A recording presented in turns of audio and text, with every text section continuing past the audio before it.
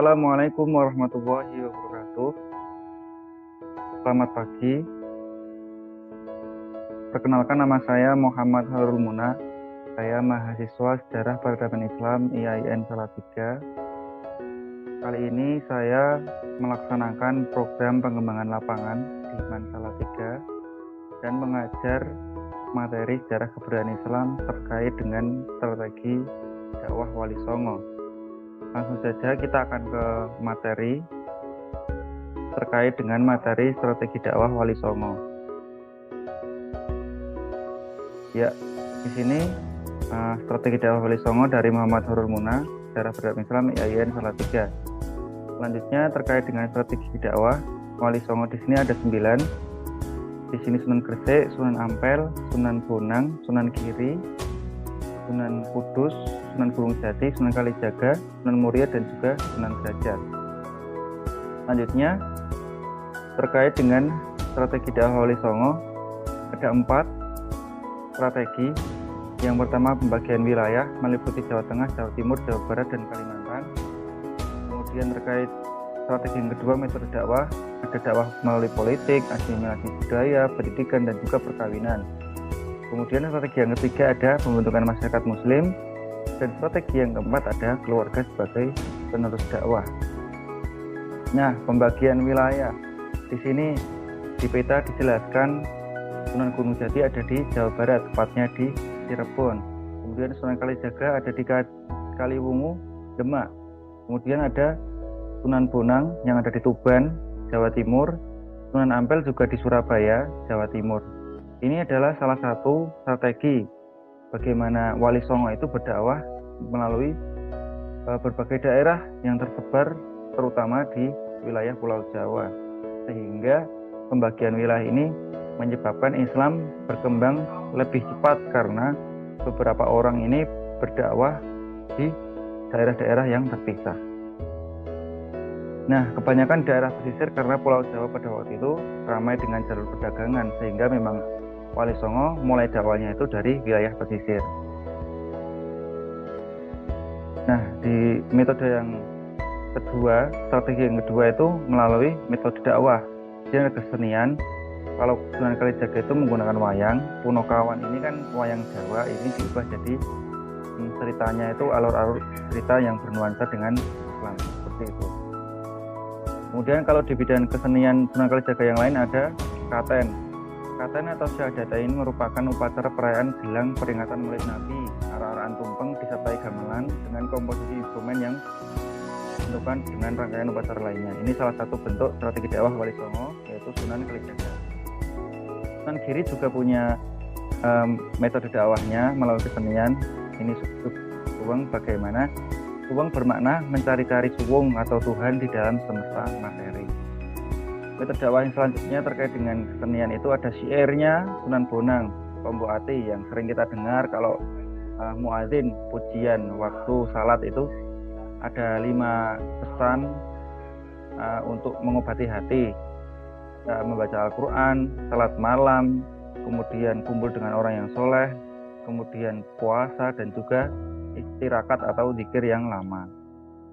Bidang pendidikan, ini Sunan Kalijaga punya filosofi tutur. Salah satu tulodo atau nasihat dari Sunan Kalijaga itu urip iku urup, artinya ketika kita hidup itu harus memiliki manfaat baik kepada diri sendiri maupun orang lain. Bidang pendidikan, Sunan Derajat memberikan 4 pesan ketika ada orang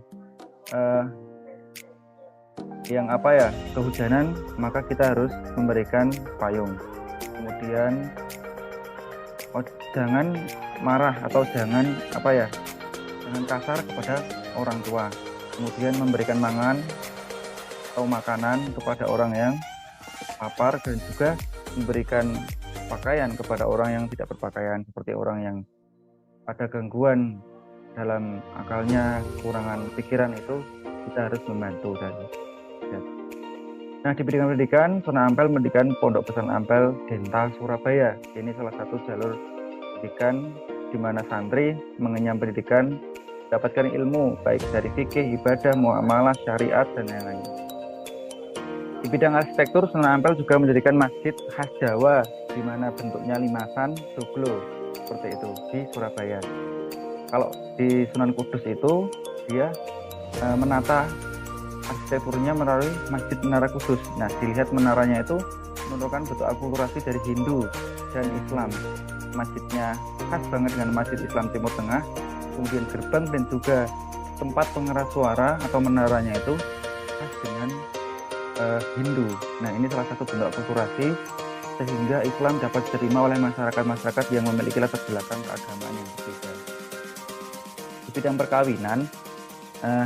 perkawinan tetap menggunakan tata cara Islam, dan juga yang paling mencolok di bidang pakaian. Cara berpakaian itu kalau pengantin putri awalnya itu gelungan, Jawa itu khas dengan gelung.